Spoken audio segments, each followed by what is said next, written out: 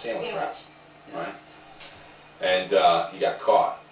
So how many decades in prison did this criminal get? He got worse than that, okay? Yeah, well, they suspended him for 5 days. Thanks, Ken. Yeah. They suspended him for 5 days. Yeah. But before they did that, they had him sat at a desk. He was hunched over on the desk. The kid was hungry, okay? Now, the vice principal, I believe it was the vice principal and Rich Kearns, the security guy, grabbed the sandwich from him, and they taunted him. Yeah.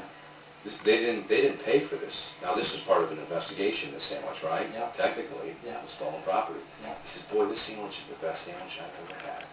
I bet you'd like a sandwich, bite of this sandwich, right? And he looks over at the vice principal. He says, yeah, I'll take a bite of that sandwich. That's not what happened. I'm sorry.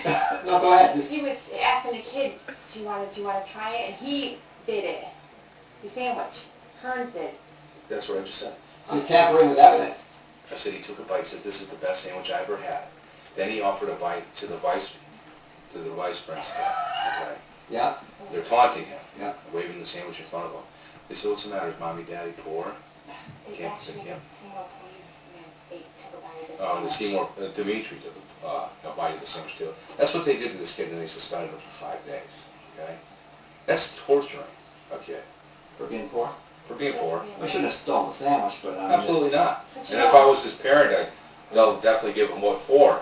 And then I go after the principals and find out why it's going on. You know, I mean, But the thing is that they didn't do this in a room.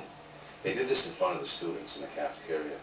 There were students that witnessed that, and one of the students that witnessed it got arrested that day for disorderly conduct for lunging or attempting to assault Mr. Kearns.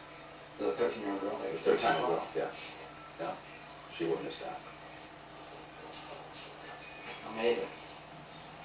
It is. Amazing. So, It's like, I'm just trying to get the facts straight. okay. Sorry. it's okay. What, does anybody complain about the Kearns or the police officer or anybody? Well, like I said, Gabrielle was the first one that we know. These are all freshmen. They've only been, this is their first year in high school. As a matter of fact, it's the beginning of the year. A couple weeks into it, they've had these arrests. Their parents went in to speak with Kearns. They were scared when they left. I can understand suspensions and, detentions. I mean, kids have to learn, but 13 years old, and arrested and interrogated. I mean, having your property searched, you're terrorizing kids. Yeah, and they're supposed to be there to protect them, right? Yeah. I guess I teach them early. You live in a police state. Yeah. And your life is going to suck if you, in any way, challenge authority. Yeah. And they learn that at an early age. You're right.